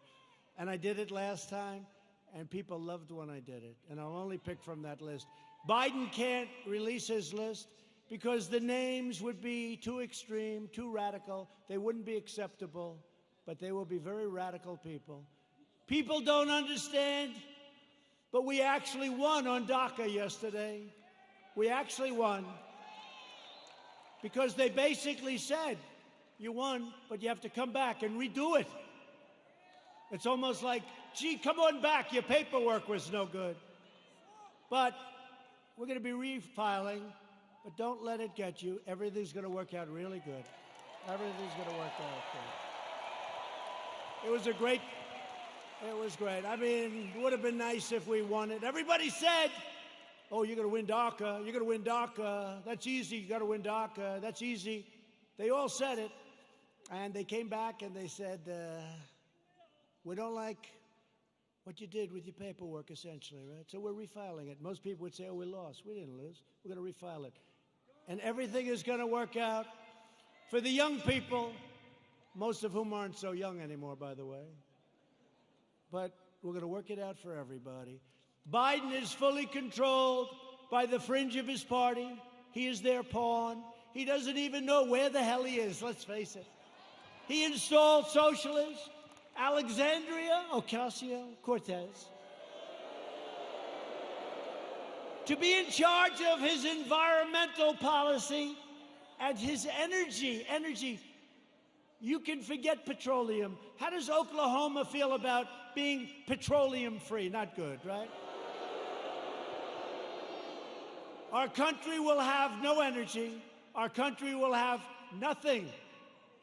Oklahoma, Texas, North Dakota, and many others will all be out of business.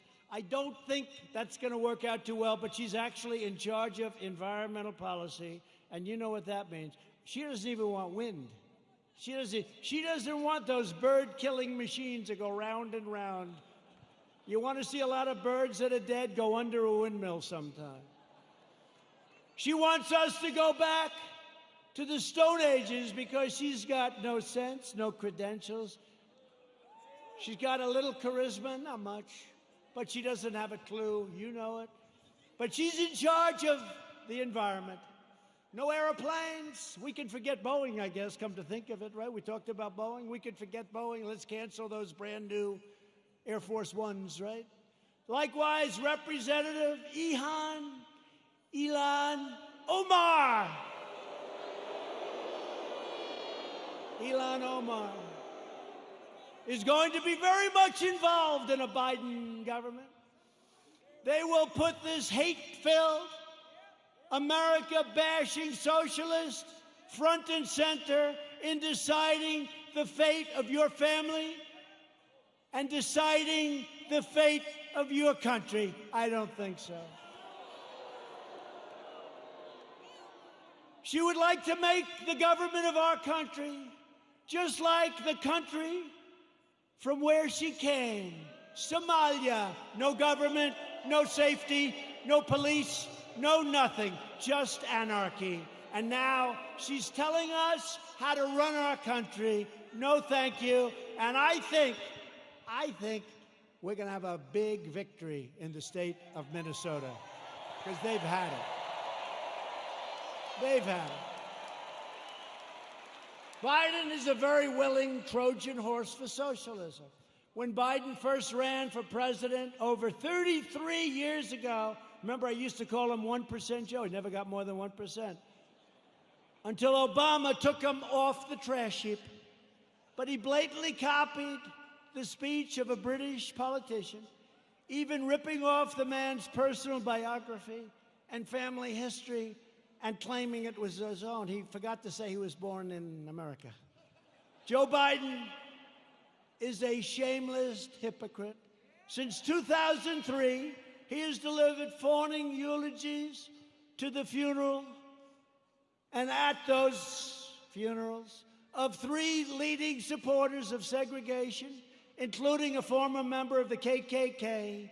And yet Biden is now smearing as racist tens of millions of people like yourselves, decent, hardworking Americans who he's never met, and he frankly probably doesn't want to meet. America should not take lectures on racial justice from Joe Biden, Sleepy Joe. A man who praised and partnered with segregationists, shipped millions of black American jobs overseas, and everyone else's jobs too, by the way. If I didn't come along, we're building auto plants, we're building everything. And there's never been a comeback like we're making right now. Never been. He hollowed out our middle class, including our black middle class, with open borders, trapped young children in failing government schools, built cages. Those cages were built by Obama and Biden. Look it up, 2014. And the fake news doesn't want to remember the picture of a cage for children. Remember the picture of the cage? And they said, President Trump. And then they realized that was in a newspaper, 2014, the same. Built by Obama and Biden, the cages. And they don't want to report the way it is. They know the way it is. They're not stupid. They sent young boys to fight in Iraq while the inner cities crumbled, helped the big banks while hammering community leaders, and made our cities less safe and secure for all. They've done a terrible job, and they shouldn't be awarded. They should not get rewarded with an election victory on November 3rd. That shouldn't happen. It'll destroy this country. Our country will be destroyed. We've all worked too hard. They don't know what the hell they're doing. Some do, actually, but in a very sinister way. Virtually every policy that has hurt black Americans for half a century, Joe Biden has supported or enacted. I've done more for the black community in 4 years than Joe Biden has done in 47 years.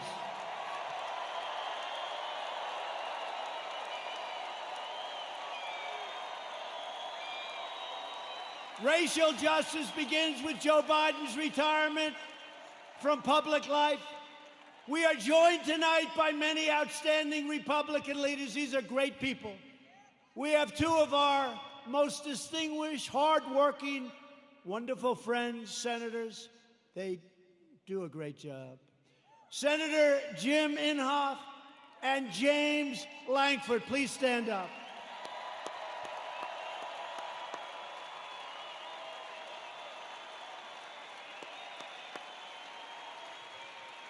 Two very respected, I will tell you, two very respected people in Washington. They're respected by everybody. They do some job, and I'd have you come up, but you can relax. I will say this. Jim is running on November 3rd. Jim Inhofe. He's running on November 3rd. I don't even know. Does he, hey, James, does he have any competition? Is somebody actually running against? There's no competition that he's got. I know he's got James's support. He's got my support. I give him 100% endorsement. Jim Inhofe. I give it to James, too, but he's not running this time. Thank you. Jim, great job. Thank you very much. What a great senator he is. Also here is a man who's respected by so many. He's a little bit right of the people we've been talking about tonight. Senator Tom Cotton of the great state of Arkansas.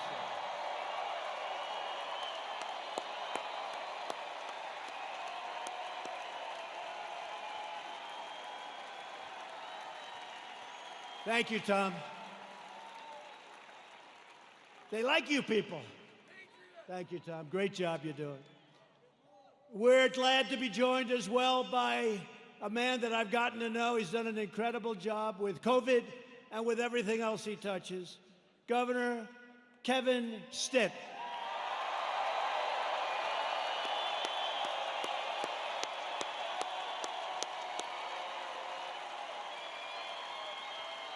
Thank you both. Thank you both for being here. Thank you.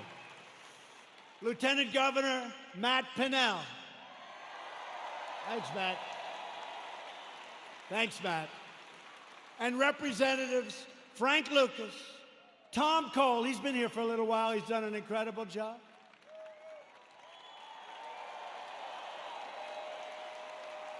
Mark Wayne Mullen, you don't want to fight with him. I want to put him and Jim Jordan in a match together. I want to. Kevin Hearn, great job today, Kevin. The great Jim Jordan,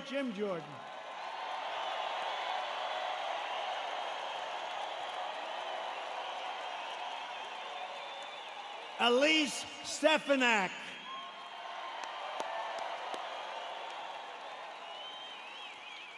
Lee Zeldin.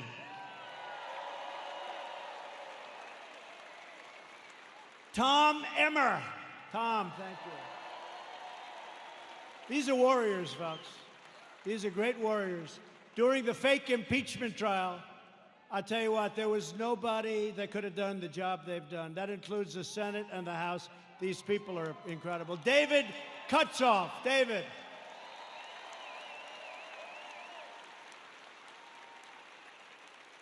A great friend of mine, Debbie Lesko, Arizona. Great job, Debbie. Great job. And a man who's got very good genes, Greg Pence.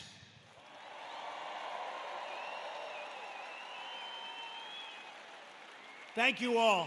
Great job. They're great people. They are. They're warriors. I'll tell you what. Not every person is, but this group is, and we have a lot of them in Washington. And we'll send Jim Inhofe back, and we'll send all of them. You'll send every one of them. They have to come back because they have been fighting for us, and they've been fighting for you, and they are just incredible, talented, tough, strong people that love your state a lot. So thank you very much. So we built the greatest single economy in the world.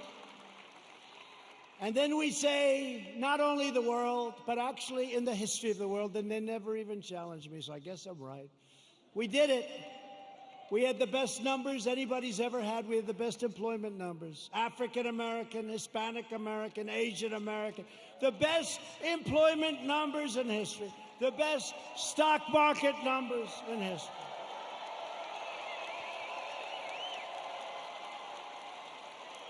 We were the envy of the world. Everybody would come in to see me. Presidents, prime minister, kings, queens, and dictators. Dictators would even come in and say, congratulations on the economy. And then the plague came in, and now what we're doing is we're doing it again, and it's going fast. We have to have a lot of it done because people don't quite get it.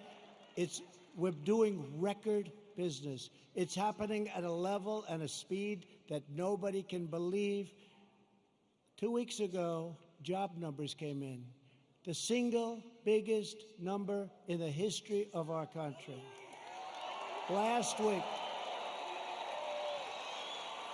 week, retail sales numbers came in. Retail sales, the single greatest number in the history of our country. So here's what's going to happen. Here's what's going to happen. They blame a president for anything. When you see looters, even though we put them down, if we didn't stop them, nobody would, because the other side will never stop them. But they always blame a president. Here's what's happening. We're going up, we're going up, we're going up, we're going to go up. Then we're going to hit October. We're going to be up. We're going to be way up. We're not going to be where we were, but in many ways, other than all of the horrible, horrible death that was so needlessly caused by a virus that should have been stopped where it originated, which was China.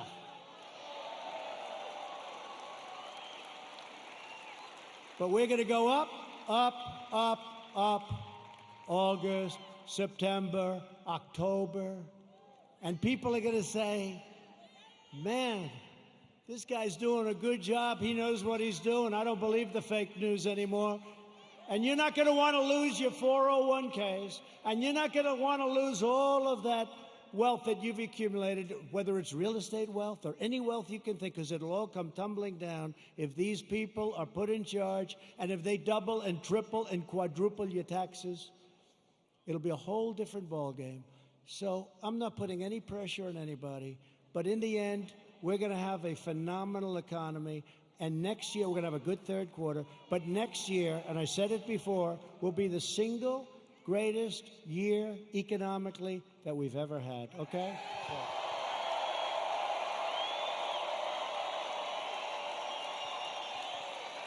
And if you see that happening, if you see it happening on November 3rd, you don't have the guts to vote against Trump. Even you don't have the guts to vote against Trump. Say, wait a minute, darling, my 401k is higher than it was the last time. I don't think I want to take a chance. You're not going to want to do that. The stock market has been the best. Think of this. Go back 1 week and go back 50 days. In that 50-day period, it's the strongest 50 days in the history of the stock market. Think of it.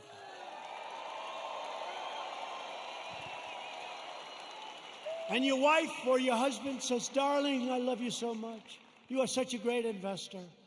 And all you did is just keep the same crap you had the first time, right? Darling, I love you so much. You've always been a loser. You've always lost money. But now under President Trump, you're one of the greatest financial minds in our country. And all you did was keep your stock. Now, if you think you're going to run against, oh, they're going crazy. They want the stock market to go down, even if it costs them money.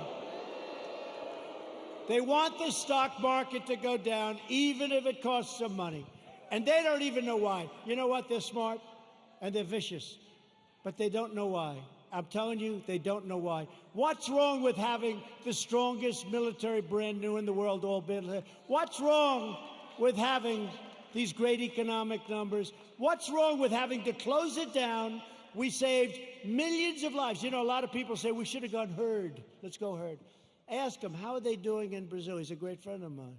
Not good. You heard about Sweden, right? 2 months. Ask him how they doing in Sweden. We saved millions of lives, and now it's time to open up, get back to work, okay? Get back to work. I recently signed groundbreaking criminal justice reform. I secured record and permanent funding for historically black colleges and universities. We slashed regulations and passed massive tax cuts to give black workers a pay raise like they've never, ever gotten before, and lift up black-owned businesses. And I worked closely with a great senator also, friend of theirs, Senator Tim Scott, South Carolina, to create opportunity zones, which are doing incredibly. And since then, countless jobs and $100 billion of new investment, not government investment, have poured into 9,000 of our most distressed neighborhoods anywhere in the country. 9,000. Never happened before. Tim Scott. Today, I'm also announcing that I have directed Secretary of the Interior David Bernhardt to place the John Hope Franklin Reconciliation Park here in Tulsa on the African American Civil Rights Network. So many of my friends have been asking me to do that. So many of my friends, including these great politicians. So we're going to do that. It'll be done very quickly. We will forever remember and honor the courageous people who helped build this state and this country. Democrats are stoking division in order to distract from their decades of failure on schools, jobs, housing, justice, and crime. In major city public schools run by Democrats, over 2/3 of students are falling behind in reading and math, and I think the numbers are worse than that. But Democrats would rather deny these children the future they deserve than allow them to attend the charter, public, private, religious, or independent schools of their choice. Pro-choice. Pro-choice. Pro-choice for schools. It's very popular, but some people it's like a disaster because what it does to certain unions that have a lot of power over the Democrats, even though they know it's wrong. Republicans believe access to education is a civil right. It's a civil right.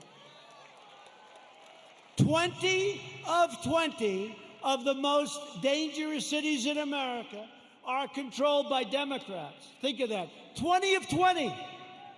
And so is nearly every major city with a child poverty rate that's over 30%. They're controlled by Democrats. We can name every one of them.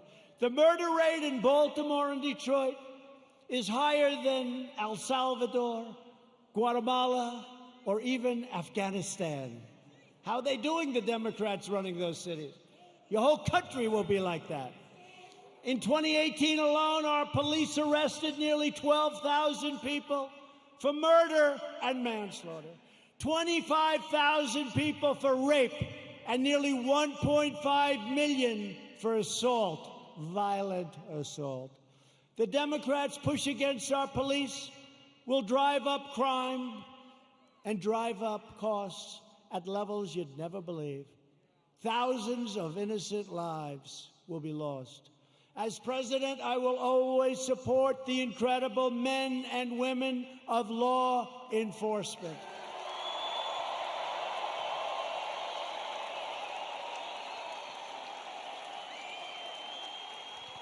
A vote for Republicans is a vote for better schools, better jobs, safer families, and stronger communities for all Americans. There is a limit to what we can together achieve with 4 more years. With your help, We will lift millions of our citizens from welfare to work, dependence to independence, and poverty to prosperity. That's what's happening. That's what's happening.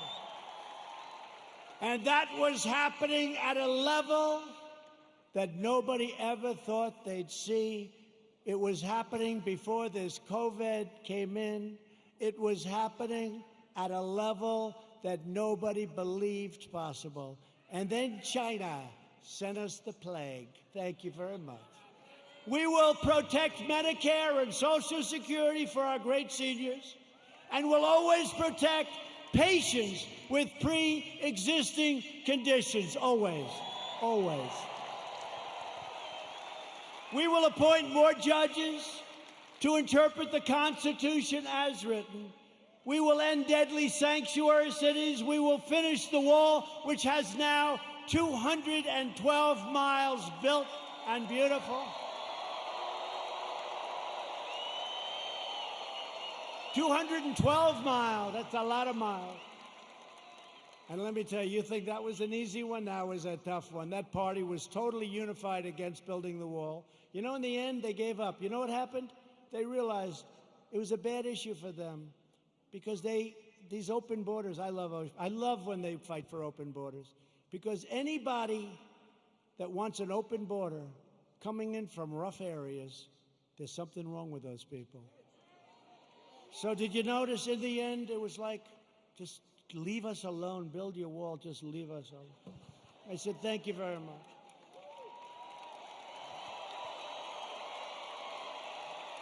And we will elect a Republican Congress to create a fair, safe, sane, and lawful system of immigration that puts American workers first. We will revitalize our cities, and we will build gleaming new roads, bridges, tunnels, and airports all across our land. We will enact new trade deals that result in more products proudly stamped with that beautiful phrase, made in the USA. It's so beautiful. So beautiful. Made in the USA. That's happening, too. We have so many plants coming into Michigan and so many other states. We have car plants coming in. Would have never come if I wasn't president. Would have never come. We will become the world's premier pharmacy, drugstore, and medical manufacturer. That's already started. We're bringing it back. We will keep America out of foolish, stupid, ridiculous foreign wars. We will never hesitate to kill America's terrorist enemies.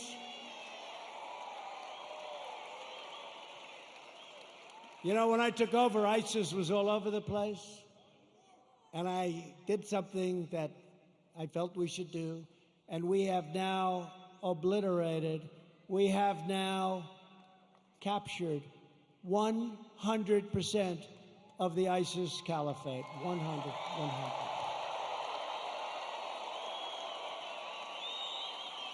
And like our depleted military when I took over, like our empty shelves medically when I took over, like all of the things that when I took over, it was a mess. We have done a job. You had to see what ISIS was doing. They were getting bigger, bigger, bigger, bigger, bigger. I came in smaller, smaller, smaller. Sir, we've just taken 100%.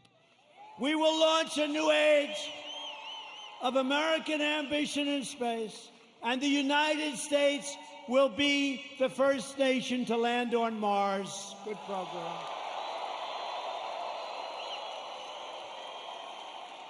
You saw the beautiful rocket 3 weeks ago go up. Beautiful. We will defend privacy, free thought, free speech, religious liberty, and the right to keep and bear arms.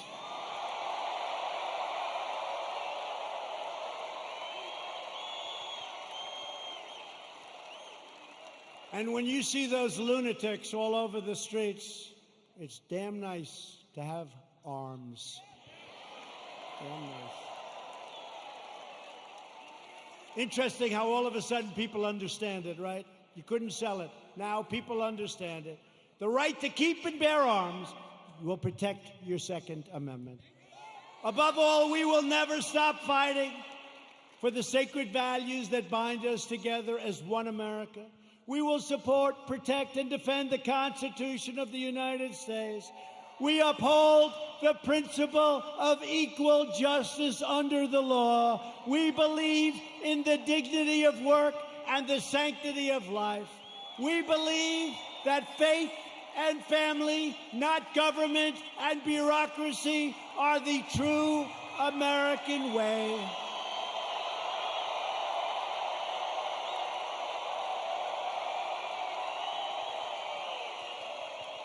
We believe that children should be taught to love our country, honor our history, and always salute our great American flag.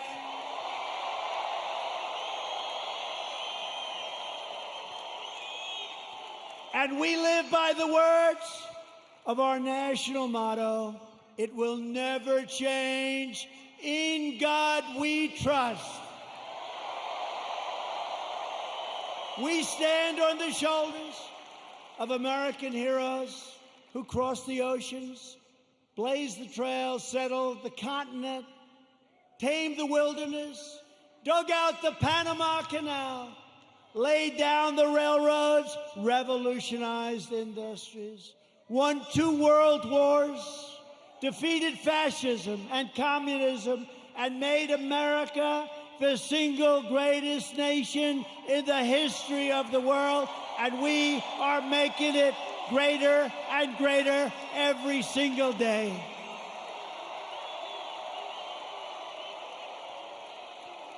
Proud citizens like you help build this country, and together we are taking back our country.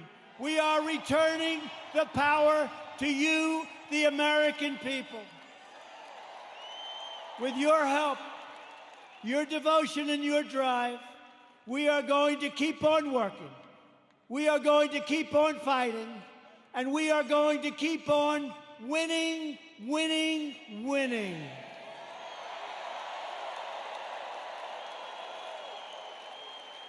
We are one movement, one people, one family, and one glorious nation under God. America will soon be thriving like never before because, ladies and gentlemen of Oklahoma, the best is yet to come.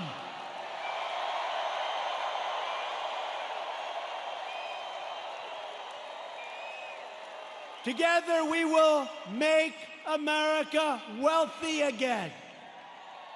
We will make America strong again. We will make America proud again. We will make America safe again. And we will make America great again. Thank you, Oklahoma. Thank you.